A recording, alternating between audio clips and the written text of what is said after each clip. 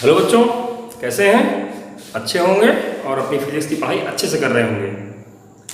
हम भी आपके मददगार आपके साथ लगे हुए हैं। जहां आपको जिस भी टॉपिक में दिक्कत हो मैसेज करिए, कमेंट करिए और हम जरूर उस पर नया वीडियो बना करके आपने डालेंगे और आपकी समस्याओं को, स्पेशली आपकी समस्याओं को सॉल्व करेंगे। उसके पहले इस चैनल को सब्सक्राइब करिए, रेड बटन होगी नीचे सब्सक्राइब, और उसके बगल में दबाते ही बेल आइकन आएगा, उसको दबाइए। दोस्तों के साथ इस वीडियो को शेयर भी करिए, लाइक करिए और जहां पर आपको जो डिफिकल्टीज महसूस होती है कमेंट करिए, हम उसको दूर करेंगे। बहरहाल आइए, हम लोग सिस्टम ऑफ यूनिट पढ़ रहे थे। उसमें 7 फंडामेंटल यूनिट्स और 2 सप्लीमेंट्री यूनिट्स की बात हम लोगों ने एसआई सिस्टम में की थी, इंटरनेशनल सिस्टम ऑफ यूनिट में, और उनकी डिफिनेशन हम समझेंगे। समय समय पर बदलती गई और मॉडिफाइड और एग्जैक्ट होती गई, और इसी क्रम में हम पहली डिफिनेशन पढ़ेंगे metre.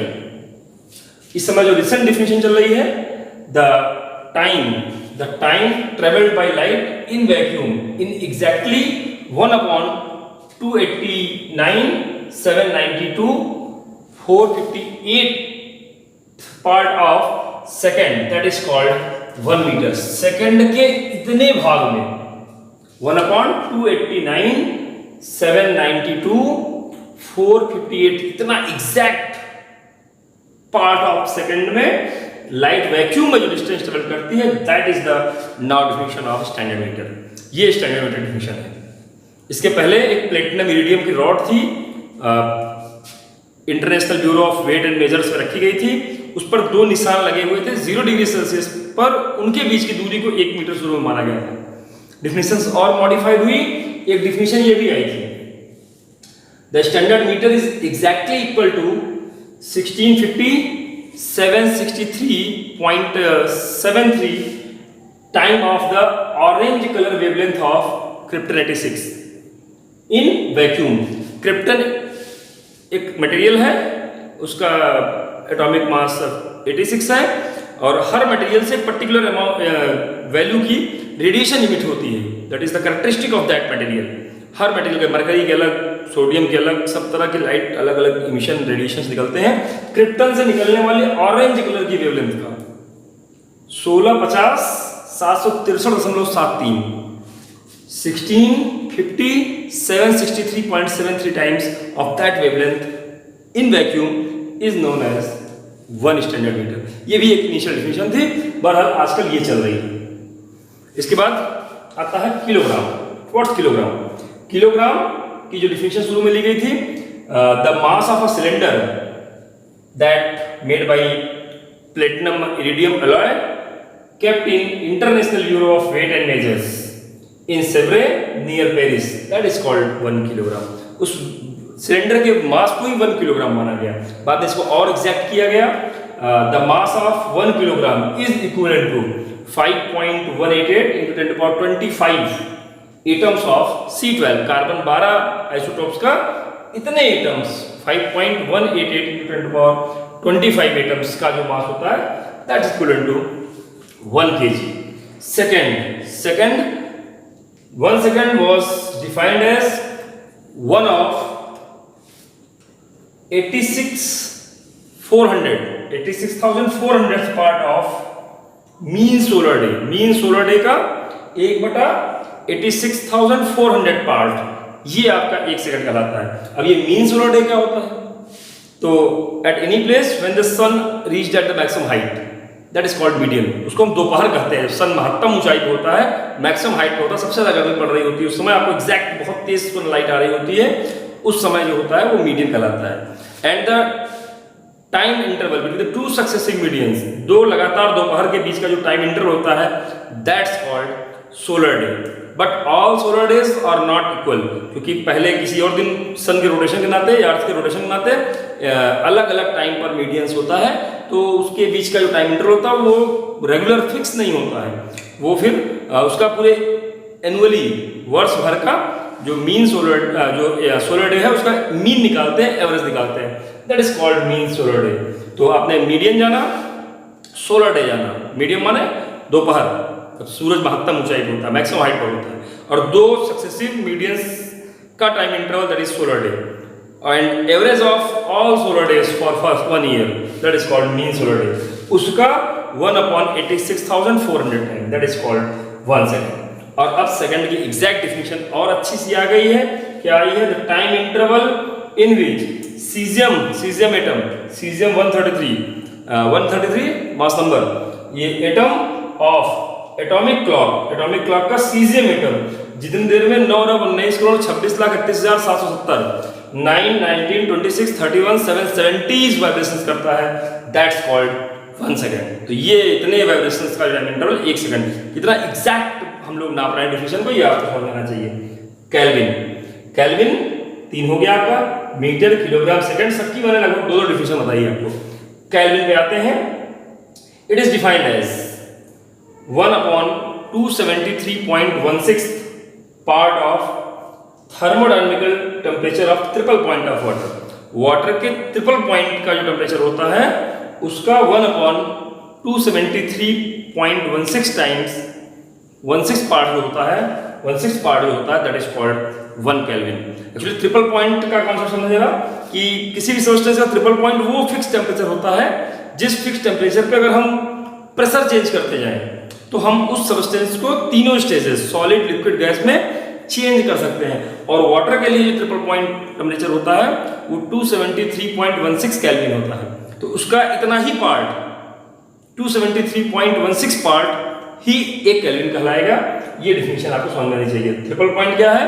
The fix temperature at which when the pressure varies the substance attain all 3 stages of matter. Now अब आते हैं candela. Candela luminous intensity, amount of light, amount of luminous it is defined as luminous. हम लोग candela पढ़ रहे थे।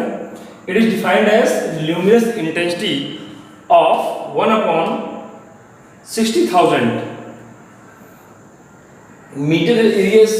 Metre square area of surface of perfect black body in perpendicular direction to the surface at temperature equal to melting point of platinum, that is 2042 Kelvin, and pressure of nearly 1 atmosphere, 1.013 into 10⁵ Newton per meter square। तो इस black body का temperature अगर इतना हो, pressure इतना हो, platinum के बराबर इसका टेम्परेचर हो, मेल्टिंग पॉइंट बराबर इसका टेम्परेचर हो और 1 एटमॉस्फेरिक प्रेशर के बराबर इसका प्रेशर हो, तो इसके 1/60,000 मीटर स्क्वायर एरिया से परपेंडिकुलर डायरेक्शन में निकलने वाला जो ल्यूमिनस फ्लक्स होता है that is called luminous intensity. आइए एम्पियर के बारे में जाने। What is 1 ampere? If 2 parallel thin and straight infinite long wires kept at infinity, kept at 1 meter apart in vacuum, then the same amount of current conducts through these wires, and if it experience 2 × 10⁻⁷ Newton per meter of force per unit length, that's the same amount of current conduct through the wire is called 1 meter। अगर 2 parallel infinite long wire 1 metre की दूरी पर vacuum में रखे हों और उसमें equal amount of current flow कर रही हो और पर मीटर लेंथ पर 2 × 10⁻⁷ न्यूटन पर मीटर का फोर्स लगता है, तो that's the amount of current in these wires is known as 1 ampere. Last one, mole. Mole क्या होता है? तो जितने एटम्स 12 ग्राम ऑफ कार्बन या 0.012 kg of carbon 12 isotopes 12 carbon isotopes 12 में जितने आपके एक 0.012 kg ऑफ कार्बन में एटम्स होते हैं, अगर उतने ही अवयव किसी सब्सटेंस के हो जाते हैं तो दैट उतने एटम हो जाए, उतने आयंस हो जाए या उतने जो है वो मॉलिक्यूल्स हो जाए, तो that amount of substance is known as 1 mole. तो आप 1 मोल जान गए, एम्पियर जान गए, कैंडेला जान गए।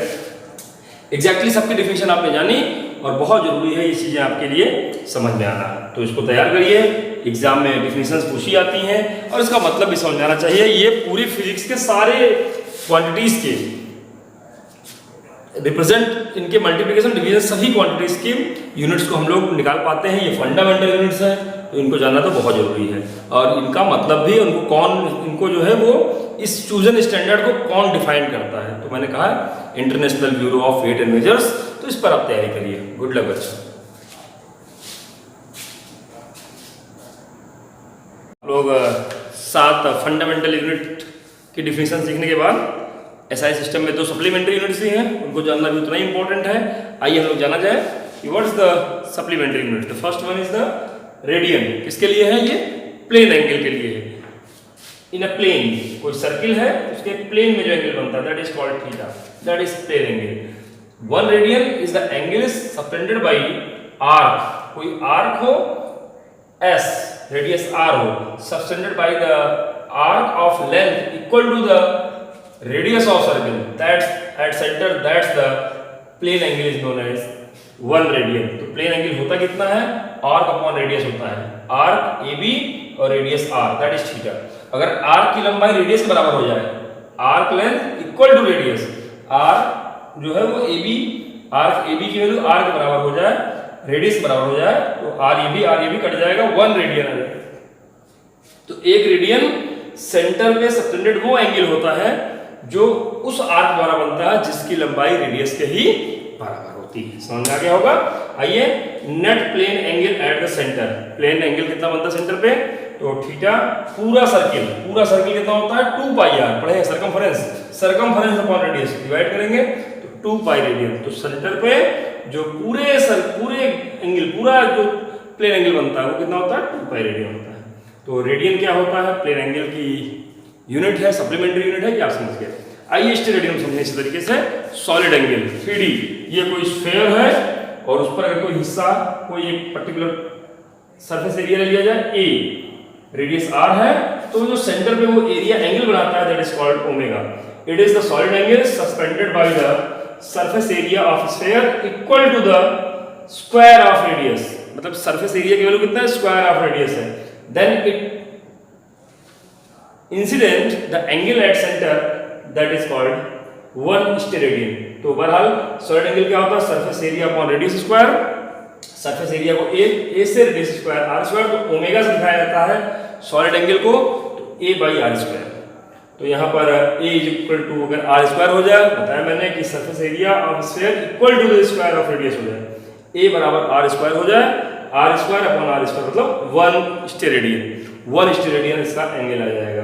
तो अगर कोई सरफेस एरिया जिसका मैग्नीट्यूड रेडियस के स्क्वायर के बराबर हो, तो वो सेंटर पे 1 स्टेरेडियन का सॉलिड एंगल बनाता है।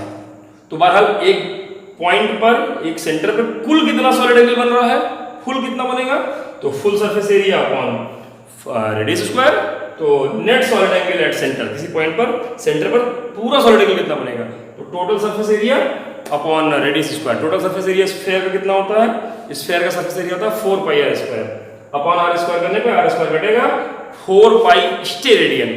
तो पॉइंट पर plane angle 2 pi radian, point पर 3D angle that is 4 pi steradian.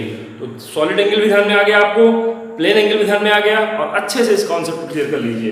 तो 7 fundamental unit, KG, metre second, kelvin, candela, ampere, mole, और 2 सप्लीमेंट्री यूनिट, रेडियन और स्टेरेडियन।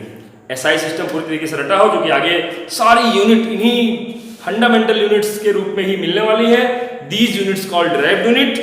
हम डिराइव्ड यूनिट्स पर आए, उसके पहले इनकी डिफिनेशंस पर आपकी अच्छी पकड़ होनी चाहिए। तो तैयारी कीजिए बच्चों।